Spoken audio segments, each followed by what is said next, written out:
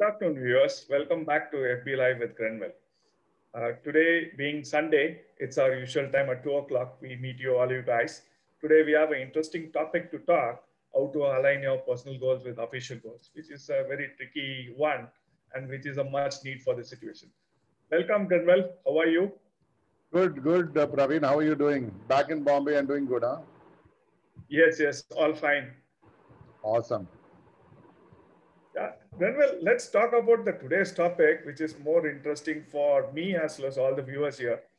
Uh, Most of us have a personal goals, but we never thought that it could be aligned with our professional goals. So how you say that, how we can merge both the things together for mutual benefit? Okay, see, just to ask you a question back. So, what is a goal? Goal is something which I wanted to achieve over a period of time, which I would say a want for me. It's more than a need, it's a want. So that is normally the goal. True. So, my point is that if you have a goal, when you join a job, right? So, you join a job in line with what is your goal in life, correct? That's why you go to a True, job. So, true. eventually, the misconception we have is that our personal goals and professional goals are not aligned. But the actual fact is that our professional goal that comes out is partly what we want to make of ourselves towards our ultimate goal in life, and part of the goal that is coming from the culture and the specification of the organization that we are in. Yeah, correct, Drenvil. What was my thought was that like personal goals, it is much of your personal wants. Correct. So maybe like I want to get a car, home, and all those things. And the general misconception is that it is all these things are never aligned with our professional goals. Correct. So professional goals is like I want to get a promotion, I want to do a big target, what is say incentives and things like that. But when it comes to personal goals, we never think or we never keep a tab that we can okay, if you achieve such a personal goal, then you can align your professional goal also with that. So just maybe since I picked up an example of a house or a car, so just give me an example how we can fix this one with the professional goal as such. Actually, you took a very good example. I was going to take the same example myself. Okay, so you want to buy a car, right? This is your goal in life. I need to buy a car. I'd rather not go on a motorcycle. I want to go on a car. So what do you do for that? What would you do as a personal goal? So what I do is I'll look at my current situation, then look at finalize a model, then mostly the model what I want to buy and what the money I have is totally different. So you tend to go behind the model which you have for the financial position what you are in. So you choose the model on that. Then in that you do a permutation combination saying that if I send something more here and there, can I get a bigger model on that? So that's where we end up in finalizing our model, which is more of economical, come what is it, mid luxury car.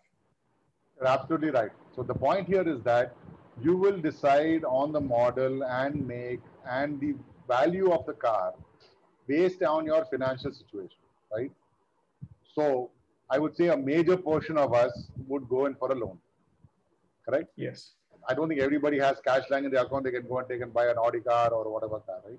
So the point here is that when you are making that assessment, you are setting up a strategy. How am I going to reach this goal?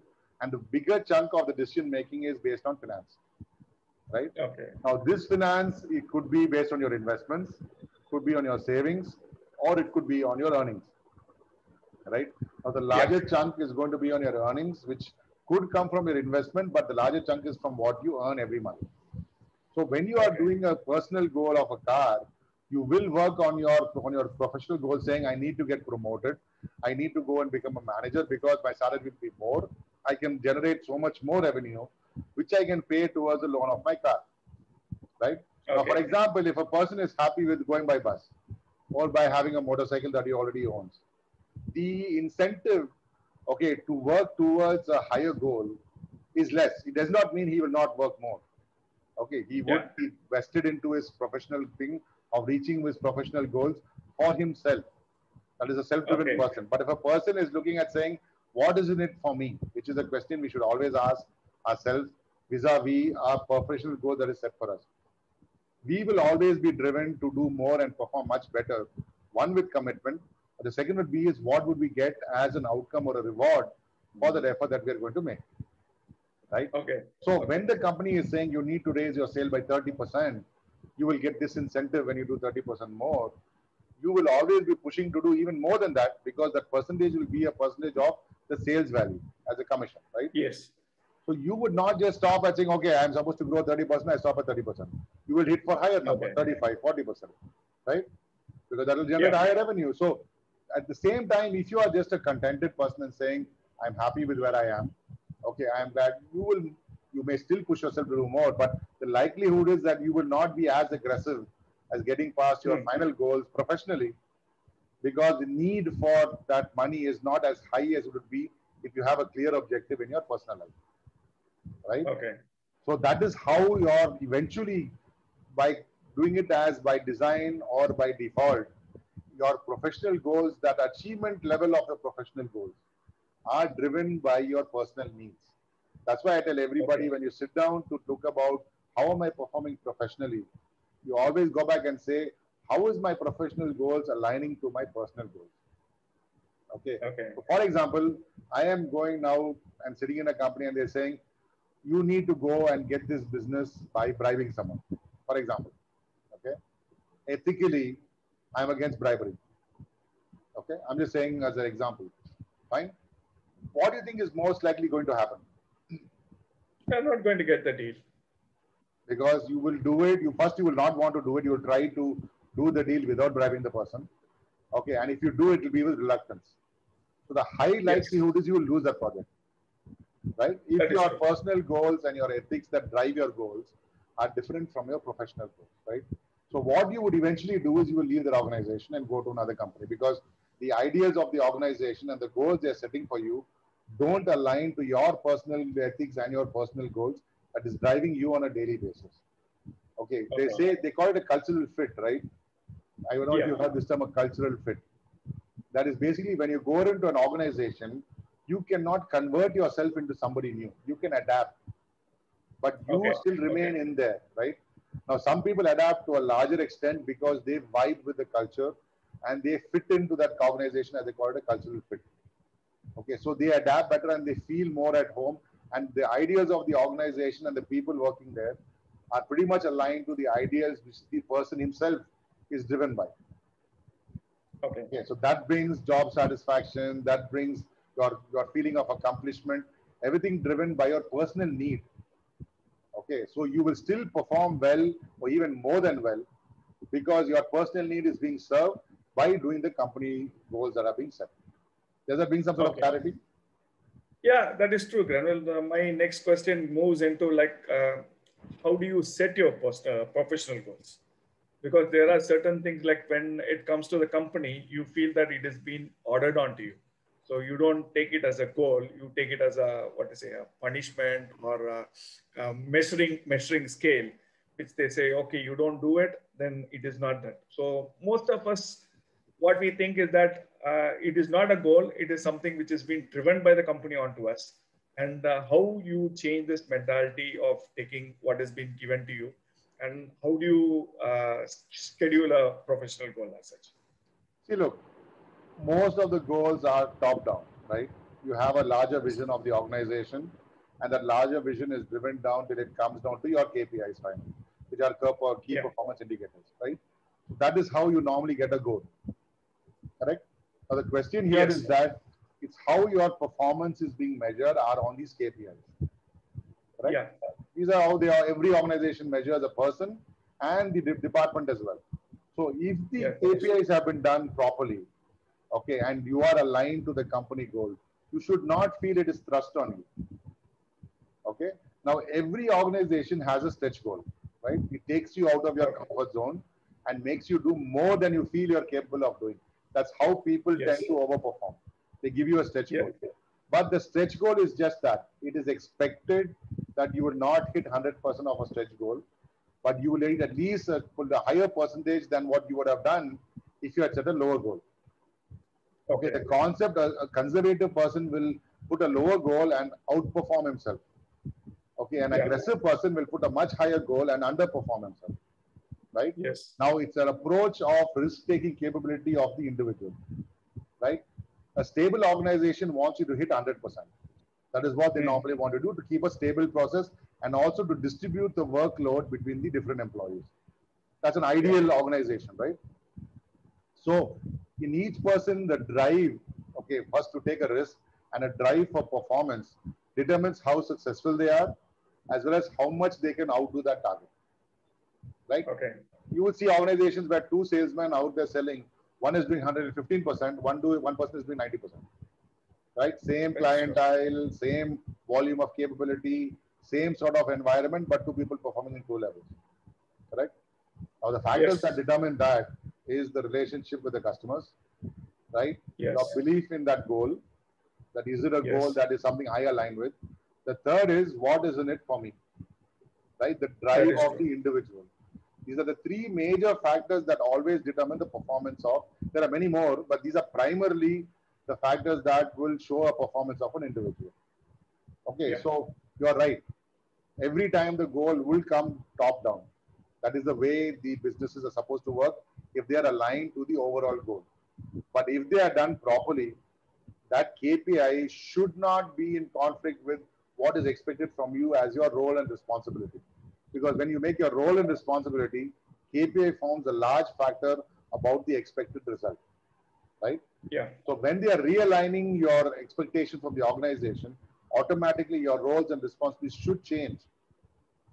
When you're aligning to the goal, that's the way you align a KPI to a person's output. So organizations tend to fail this part. They give him a job profile or a job responsibility when he comes in, right? And that's they leave it at that. Now the guy is having to decide whether he can go out of his boundary that is set for him to outperform, or should he hold himself back, is where comes the miscommunication and the confusion and the mistrust and everything. So as long as you're aligning everybody to the overall company goal, you're focusing on the portion that the KPI is aligned to the overall goal and ensuring that his job responsibility delivers on the KPI. The guy should not feel any issue, and his personal, when you're talking about his job responsibility, he will raise a challenge saying, why should I do this? For example, if there's a sales guy and you tell him part of your responsibility is going to be taking care of delivery of goods, he'll say, why? I'm a sales guy. Yeah. You have a logistics department, right? So you have an opportunity to go back and challenge the expectation at that time. So that is the way you normally align your professional and your official goals, Praveen. That is an effective way of doing it and getting the right result from an individual by his own self-motivation. Okay. Granville, since you said picked on the topic of motivation, so I will just take a case saying that I'm not a highly motivated person, but the company has given me a professional goal. What are the ways we can motivate ourselves by aligning some personal goals to it? Yeah, go ahead. Yeah, go ahead. No, what do you mean not motivated? That is what you have to address. That is where actually the problem is. The problem is not with the goal. The problem is with the definition of motivation. The not motivated is a couple of reasons. One is like the current COVID situation. I'm not feeling confident that market is going to respond the way I wanted to respond. Yeah. Then there is a retrenchment in all the companies. So there is a fear inside me saying that if I don't perform this, then I may lose my job. Okay. Then you have the fear of getting the disease when you travel too much into places. Okay. So with so much of things in your mind, so you feel like, should I do it, or should I take it as a call for the next year? Because you know that general terminology in the market is that 1 year doesn't change anything on that. So don't be safe. Try to recoup yourself and move to the next one. And now already we lost 1 year with COVID. Now it is that we have to move forward with vaccines and all these things coming into place. But there is a mental blockage for each and every person saying that, because the 9 months of fear and your own misconceptions with media putting a lot of things into you, it makes it very difficult for the person to get back to the pre-COVID situation. So that is where I said I'm less motivated or not motivated. Okay, good example. Okay, COVID situation, right? Yeah. The organization knows there's a COVID going on out there. The Yes. organization knows that we will perform less than we normally do in an average year, right? So a good Yes. organization will set a realistic goal. It will not expect the guy to outperform in a year where the situation is bad. So you would bring your goals down to the level where you expect to be performed and then give him a stretch goal on that. Correct? Okay. So that is the duty of the organization. Now there is two parts. One is the organization and one is the individual himself, right? So the organization needs to ensure that the goals expected of the people are realistic, and that's what part of the business planning process is. You evaluate the situation you are in and ensure that you are setting realistic goals as a business first. Okay. And then that trickles down all the way to the KPI. Okay. Now, from the person's perspective, retrenchment is happening. Yes, that's a demoralizing factor. Most probably you're getting a salary reduction or you're not get paid on time because of lacks of funds. Yeah. It's also a demoralizing situation. Customers are not responding the way you expect. It's also demoralizing. It's difficult to go back and fight the competition who are also cutthroat at the same time because they're also desperate out there as competition. So yes, there are major factors that are there as an individual, and that's when it comes into you aligning to the organization about your expectation that the company is not going to penalize you in a year where things are going bad. So that's where the organization and the supervisors play a major role to work with the person and make sure his personal moral is up. Okay, going with him to the customer, giving him moral support, giving him technical support, helping him close a deal is what the immediate supervisor should get more involved with the employee to making sure. I'm taking sales as an example because that is the immediate thing you see as an outcome of a shortcome in a COVID situation. Okay, it happens to all the departments the same way. So you work with the individual and motivate him to bring his self moral up. Now, on a personal level, now there is always going to be anxiety even in a good year, right? Retrenchment is not just happening in COVID. Retrenchment happens all the time. The volume of retrenchment goes up when you have a situation where cash flow is an issue, right? So it's much more severe at this time. So the point here is that you could lose your job in a good situation too if you don't perform, right? So the point which you should focus on is not on what's happening around you, but what is in your control. It's very easy to say, I know, and I know it's very difficult to practice. You need to have mental strength and a character that says, right now, the thing that's in control is me, right? I can put in my best effort, and if I fail, I should leave the organization, not ask them to send me, because the expectation to be paid is that I deliver the results too. It's a give and take, right? So this is in a normal corporate organization. You have to accept the reality that if I don't perform, I will not be retained. But this should not be the driving factor of your performance. The driving factor should be that in a normal situation, I should produce 100% of the result, right? That's the expectation. Now, in a bad situation, the company has downgraded my target, right? I need to put more effort. I need to go and sit and spend more time with the customers. So you rather focus on going and sitting out there in the market, meeting the customers more, finding out whether you're going to hit your target or not, and then going back to the management and saying, we have a problem. I need technical help. I need you to come with me as a designation, more as a moral support, so that they say, I brought my manager or my GM with me to show that you're important to close that deal and to get the relation with the customer better. Okay. So you are the person who needs to rethink the way you approach a demoralizing situation, because what anybody does, whether it's the organization or your supervisor, the person who's going to be motivated, it has to come from within, right? The factors are affected are exterior. Okay, your personal situation, your company situation, your supervisor, the way your organization culture is, are all factors that keep you motivated and don't keep you motivated. But you are the one that is the one that's decided to be motivated or demotivated, correct? So you have to make a point. Yeah, sorry, go ahead. That's absolutely what you covered is most of the things which each person goes through it and how he needs to come out of it. You have covered it very neat and clean. What happens is only inhibition or the problem is that more than the instructions coming from the management or from the company to the person. It is more inbuilt.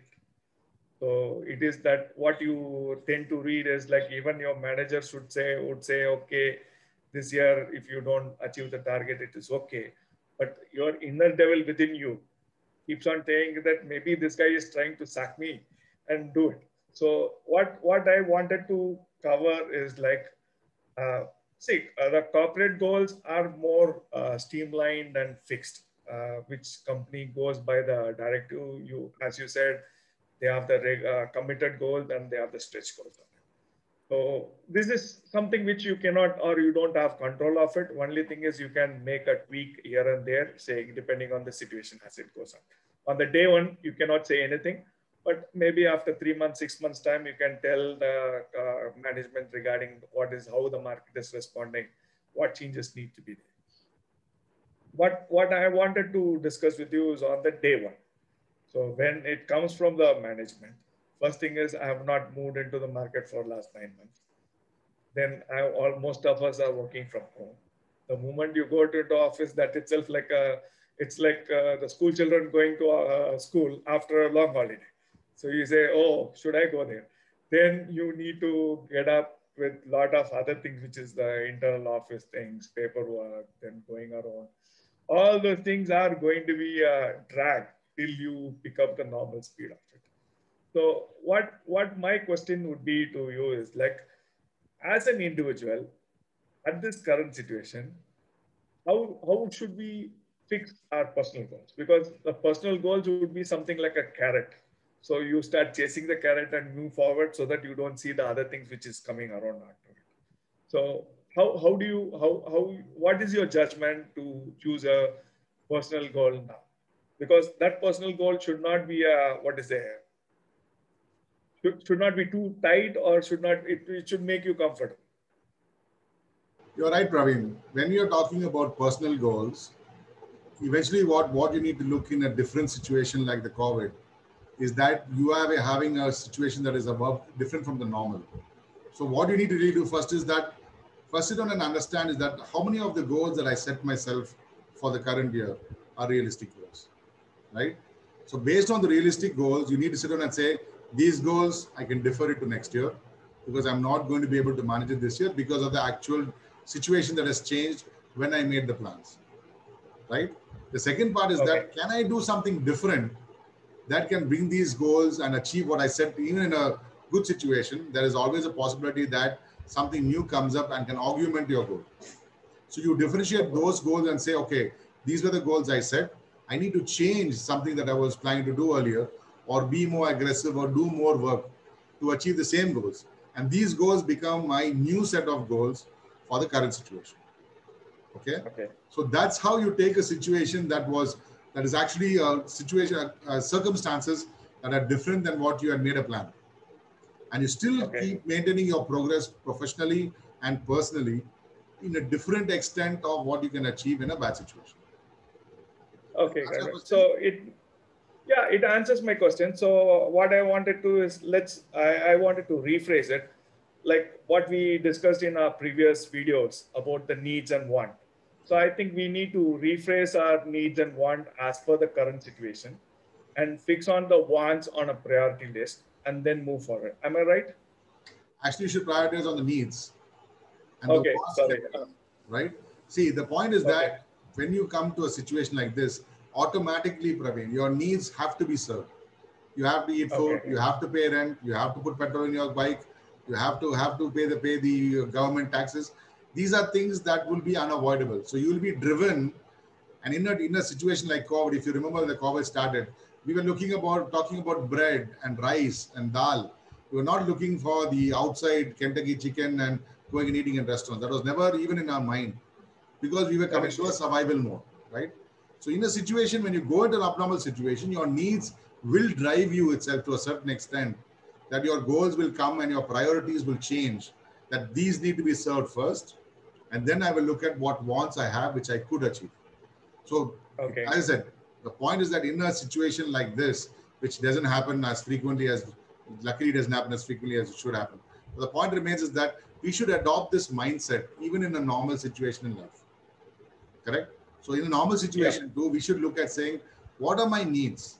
Okay, that should form a larger part of your goals in your personal life per se, irrespective of COVID, non-COVID, good year, bad year. That should be what would drive you and take you personally to a different level. Your Okay. wants could always be served. So if you circumvent, if you not circumvent, if you go past your needs, of course you can go and take care of your wants. Absolutely no issues. But if at that time you are focusing on the wants, your basic requirements of savings and those sort of things will fall at the side because you're running after things that you could put off for later. So irrespective of Okay. a bad situation or a good situation, an ideal way of making sure you are more accomplished is to focus on what are your needs, achieving them first, and then pushing on to your wants. That is the way you should Okay. do it even in a good situation. It's good to preach. I'm also preaching. I've been through those days too. Wants are always the more attractive ones. Wants are Yeah. always the dreams, and the passion is always with the want. It's never on the needs. Very few people are driven passionately to get their needs, right? They're passionately driven for the wants. So it's nice to sit as a coach and say, "Ah, you know, you should do this, this, this." But I do understand that it takes a lot of retrospection and a lot of mind strength to get yourself focusing. These are my needs. I will serve them first, and then I will do a part of my wants, which will bring me that satisfaction and that accomplishment, which a need will never bring. Okay, Granu. So let since we talked about the needs and wants, I wanted to go ahead with an action plan. So what would be my action plan as of now, which could help me to achieve my professional goals, personal goals, take care of my needs and want. So today I'm saying that I will prepare my needs and want list. What would be your what is a best schedule which I should go back and visit my needs and wants? You suggest what, weekly, bi-monthly, or fortnight? What is the frequency you suggest as of today? See, I tell everybody that as you get your salary once a month, right, you should sit and review your goals once a month at a bare minimum. Okay, we don't Okay. have time to keep reviewing the goals every day. That is impractical, right? We've got a life to live. So goal setting is not a continuing operation that you should do all the time, but the frequency should be driven by how much of progress you're making.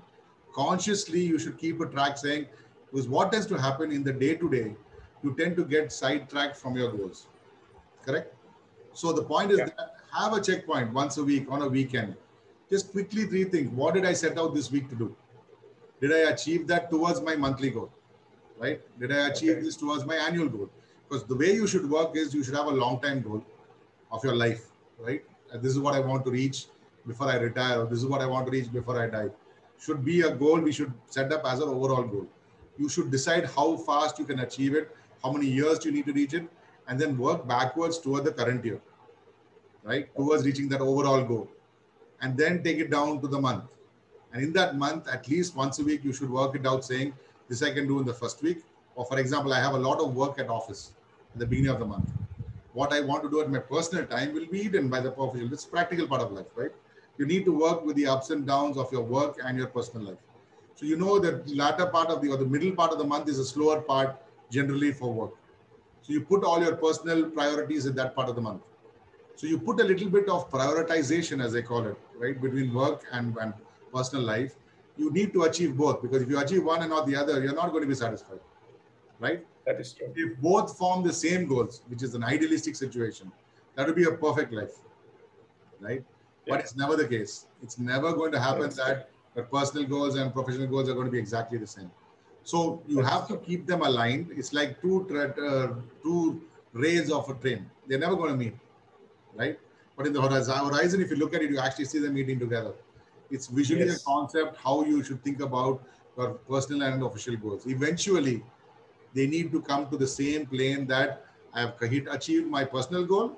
I've also achieved my professional goal.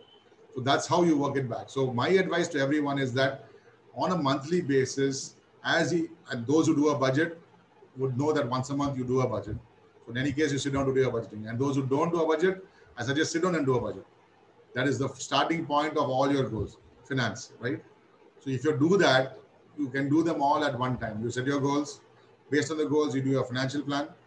Based on the financial plan, you do your savings, right? So you can club them all Yeah. into a very quick exercise that will first look back. what happened last month, what did I spend, what did I not spend, what did I set as a goal, what did I achieve, and then what can I do this month? What part of what I missed can I achieve in the current month? And what I did not plan, can I add on now as a new part of my progress towards my ultimate goal? This is the way I'll advise everybody. And this applies both to professional and personal. There is no big separation in the way you do it. You don't have to do a professional goal setting and a personal goal setting. The professional goals will be driven by your organization, right? So they would have a goal setting, planning done for the company per se and bring it down to your KPI. So that in a way is taken care of. The progress to achieve that is what you need to monitor for yourself. I hope that means like, yeah, you covered most of the topic. So that brings into a previous topic of what we called as me time. So you are saying that you should have a me time to go through what is your personal goals, what is your needs, wants, budget, everything, and you wanted people to make it as a habit. Yeah. All right. I would not totally agree with your definition of me time. Okay. Budget is not, if you're a bachelor, yes, then it's pretty much your time, right? But if you're a family, budget is not just you, budget is your family together, right? So that I would not really constitute those things as a me time. A me time is introspection to where you are, what you are doing, and what do you want to do as a person for yourself. But as a family is where you sit and do your budget and you set your family goals, because you can't do your goals in isolation of your family, right? So I would say, yes, a part of your me time is given away for including your family and setting the goal so that you can sit back and say, okay, for my family, I need to achieve this.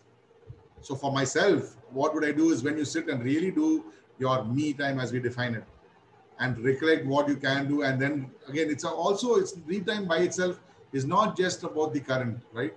It's about you as a person. It's about you as a developing person and how you can be. So it's a little bit of, yes, part of it is me time, Praveen, but I would not put my full me time into this, to be fair. Okay, great. So what I wanted to re-emphasize is on me time is that all of us know what is a budgeting to be done. We all of us know that what needs to be done on our needs and want and our goals. Everything is being set, but the only problem or only thing laziness comes into place is that we don't visit it quite often. And most of the people, the coaches like you and mentors, they keep on saying that go back to your list, revise your list, see where your progress is happening, how it is moving forward, how to track it back into the position. So those are the things which you guys have been telling us. So that was my, or what to say, that was my definition of bringing in me time into it. So that unless you create a habit, nothing happens as such, right? You're very right. See, as I said, the habit was the catchword. Okay, it should be a way of life. It should not be something that's forced. So it is actually a lifestyle change to bring in that discipline and bring in that prioritization, as I call it in life. You need to prioritize everything in your life: personal time, official time, family time, your time. So if you're able to get that prioritization as a lifestyle change, you will automatically prioritize things based on importance. Yeah. So I think, Praveen, we are running out. We already gone past, I think, our normal half an hour. It was very interesting, this session.